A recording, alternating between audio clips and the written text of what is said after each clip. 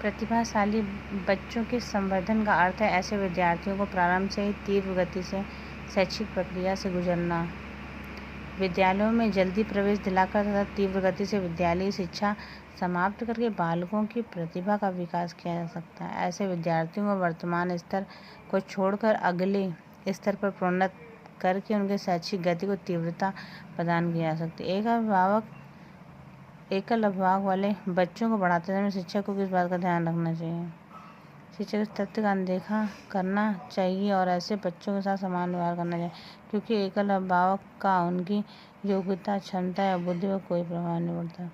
प्रतिभाशाली विद्यार्थियों के लिए निम्नलिखित में से कौन सी गतिविधि सर्वाधिक उपयुक्त है? प्रतिभाशाली छात्र में दी गई संकल्पनाओं के आधार पर मौलिक नाटक लिखना गतिविधि सर्वाधिक उपयुक्त है क्योंकि इसमें मौलिक चिंता, सृजनात्मक आदि गुणों का संयोजन करता है।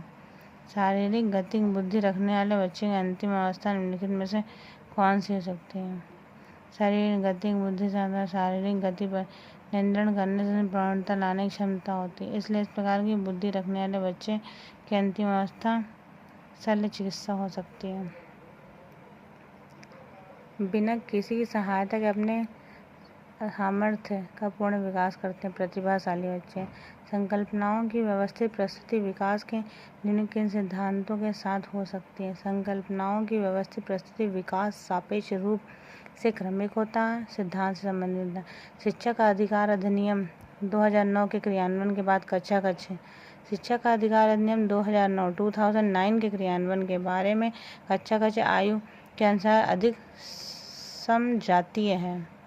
बाल केंद्रित शिक्षा का वर्णन निम्नलिखित में से किस विचारक द्वारा किया गया है? जॉन डीवी द्वारा बाल केंद्रित शिक्षा का समर्थन किया गया है। प्रतिभाशाली बच्चों के संदर्भ में संवर्धन का अर्थ क्या है? प्रतिभाशाली बच्चों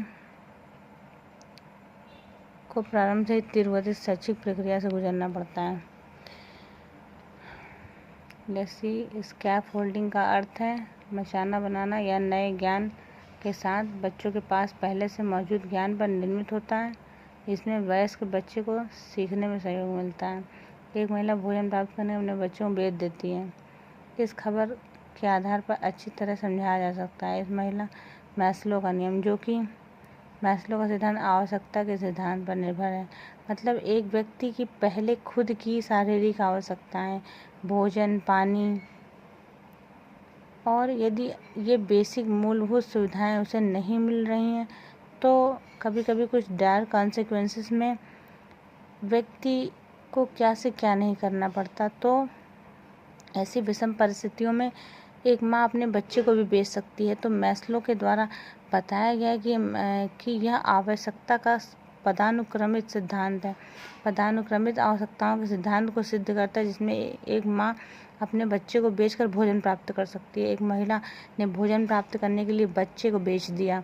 यह मैस्लो के दिए गए सिद्धांत का पदानुक्रमित आवश्यकताओं के सिद्धांत को सिद्ध करता है, जिसके अनुसार दैहिक मांगों को व्यक्ति सबसे ऊपर रखता है, क्योंकि कभी कभी ऐसी विषम परिस्थितियां आ जाती हैं कि भोजन न मिलने पर भूख मनुष्य को बर्दाश्त नहीं होती है। भूख प्यास से मनुष्य भोजन और पानी के लिए तड़पने लगता है और उसको लगता है कि अभी तुरंत ही उसकी मृत्यु हो जाएगी।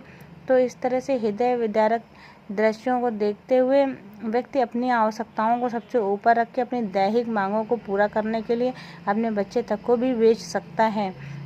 ऐसा मैस्लो जी कहते हैं। मैस्लो का यह पदानुक्रमित आवश्यकताओं का सिद्धांत कहता है।